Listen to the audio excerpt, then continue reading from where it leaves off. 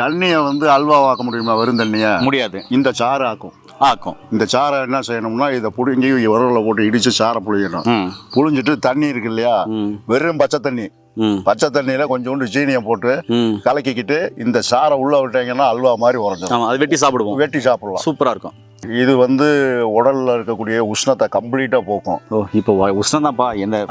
உஷ்ணத்தை போக்கும், தாகத்தை போக்கும். என்கிட்ட பாத்தீங்கன்னா இந்த கட்டுக்கொடி கொடுத்துருக்கீங்க. இதுல நிறைய வகை இருக்கு, இதுவும் ஒரு வகை. ஆமா. இதை இலைய பறிச்சு இப்படி பறிச்சு இந்த இலையை நல்லா அரைச்சி தண்ணியில் போட்டு வச்சோம்னாக்க தண்ணி அல்வா மாதிரி மாறிடும். அதை எடுத்து சாப்பிடலாம்.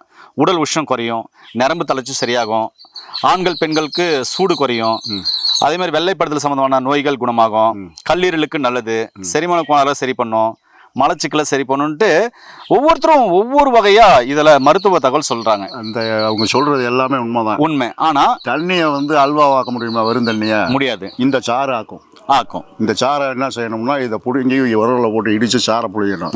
புழிஞ்சிட்டு தண்ணி இருக்கு இல்லையா, வெறும் பச்சை தண்ணி, பச்சை தண்ணியில கொஞ்சோண்டு சீனியை போட்டு கலக்கிக்கிட்டு இந்த சாறை உள்ள விட்டீங்கன்னா அல்வா மாதிரி உரைஞ்சிடும். அது வெட்டி சாப்பிடுவோம். வெட்டி சாப்பிடலாம். சூப்பரா இருக்கும். இது வந்து உடல்ல இருக்கக்கூடிய உஷ்ணத்தை கம்ப்ளீட்டா போக்கும். இப்போ உஷ்ணம் தான்ப்பா. உஷ்ணத்தை போக்கும், தாகத்தை போக்கும். ரெண்டாவது வந்து இந்த எலும்புருக்கின்னு சொல்றோம் இல்லையா, எலும்புருக்கி நோய், அதை குணப்படுத்தும். அப்புறம் ரெண்டாவது வந்து எலும்புருக்கி நோய்க்கு மருந்துகள் நிறைய கொடுத்தும் அதை இம்ப்ரூவ்மெண்ட் பண்ண முடியும். இல்லை ரொம்ப சிவியராக இருந்தால் தான், அதாவது ரொம்ப சிவியராக அந்த ஃபுட்டையும் அந்த லைஃப் ஸ்டைலும் ஃபாலோ பண்ண தான் குணமாக்க முடியும்னு சொல்கிறாங்க. இது ரொம்ப ஈஸியாக சொல்கிறீங்களா? இது ஈஸி தான் உண்மையிலுமே. இது கர்ப்பப்பை நோயை பூரா குணப்படுத்தும். கர்ப்பப்பை சார்ந்த அனைத்து நோயும் குணப்படுத்தும்.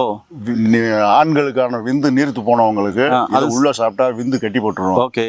உயிரணுக்கள் கம்மியா இருந்தா உயிரணுக்களை கொண்டு வந்து கொடுத்துரும். ஓகே. இப்ப கர்ப்பப்பை சார்ந்த பிரச்சனைகளை சரி பண்ண சொன்னீங்கல்ல, அந்த கர்ப்பப்பை சார்ந்த பிரச்சனைகளை சரி பண்ணணும் அப்படின்னா அதுல நீர்க்கட்டி நார்க்கட்டியா இருக்கலாம், இல்ல டியூப்ல அடைப்பா இருக்கலாம், இல்ல கருமுட்டை வளர்ச்சி, அதை சரி பண்ணாது. வேற என்ன? ஒயிட் டிசார்ஜ், அதாவது வெள்ளைப்படுதல் சம்பந்தமான பிரச்சனையை சரி பண்ணும். வெள்ளைப்படுற பிரச்சனை, அதிக ரத்தப்போக்கு, இது ரெண்டையும் குணப்படுத்தும். Okay okay okay okay. ஆண்களுக்கு விந்தை வந்து அதிகப்படுத்தும். சரிப்பா. விந்து தண்ணி இந்த உடஞ்சு போயிருக்கிற விந்தை கட்டிப்படுத்தும். இப்போ உடல் உஷ்ணம் எனக்கு அதிகமா இருக்குப்பா, இதை நான் எத்தனை வேளை எப்படி சாப்பிடணும்? இது நம்ம வந்து நான் சொன்ன மாதிரி தான். இது தனியாக அரைச்சி சாப்பிடணுங்கிறது இல்லை. இதை அல்வா மாதிரி சாப்பிடும் போது ஈஸியாக இருக்கும், நம்மளுக்கு டேஸ்டாகவும் இருக்கும். அந்த கர்ப்பப்பை சம்மந்தப்பட்டு இல்லை ஆண்களுக்கு இருக்க இந்த பிரச்சனை இருக்குன்னு வைங்க, அவங்க வந்து இதை பச்சையாகவே அரைச்சி ஒரு எலுமிச்சங்காய அளவுக்கு பாலில் கலந்து உள்ள சாப்பிடலாம், இல்லை தண்ணியில் சாப்பிடலாம். சாப்பிட்டா இது தொடர்ச்சியாக ஒரு கொஞ்ச நாளைக்கு சாப்பிடும் போது நான் சொன்ன மாதிரி நோய்களை பூராத்தையும் குணப்படுத்தும். ரெண்டாவது வந்து இதை வந்து நம்மளுக்கு பச்சையாக கிடைக்காதுன்னா கிடைக்கும் போது எடுத்து நிழல் காய்ச்சலாக போட்டு மறுபடியும் இதை பவுடராக அரைச்சி வச்சுக்கிட்டு அந்த பவுடர் எடுத்து தண்ணியில் போட்டு குழச்சிங்கனால தண்ணி பூராமே கட்டி ஆயிரும். அதை அப்படியே எடுத்து சாப்பிட்டுக்கலாம். இல்லை பொடியை வாயில போட்டு கொஞ்சம் தண்ணியை உள்ள குடிச்சுக்கலாம். இது நான் சொன்னதெல்லாம் இந்த வேலையை பூரா செய்யும். ஏனர்களே, உங்களுக்கு உடல் உஷ்ணமாக இருக்கமா? உடல் உஷ்ணமாக்கிறத வந்து எப்படி அது சரி பண்ணுறதுன்னு யோசனை பண்ணிக்கிறீங்களா? யோசனையே பண்ண வேண்டாங்க. இருக்கவே இருக்க கட்டுக்கொடி, காட்டுக்கொடி, நிறைய பேரால் அழைக்கப்படுற ஒரு அற்புதமான மூலிகை. இதை வந்து அப்பா சொன்ன மாதிரி நிழல் காய்ச்சாவும் போட்டு பொடியாகவும் நீங்கள் செஞ்சு வச்சுக்கலாம். இல்லை அப்படின்னு சொன்னால் பச்சாவே நீங்கள் தண்ணியில் போட்டு அரைச்சி மிக்சர் போட்டு நீ சக்கரை போட்டிங்கனாக்க அல்வா மாதிரி மாறிடும். அதை சாப்பிட்டு வரும்போது உங்கள் உடல் உஷ்ணம் சார்ந்த பிரச்சனைகளும் அப்பா சொன்ன அனைத்து பிரச்சனையும் சரியாகுங்க.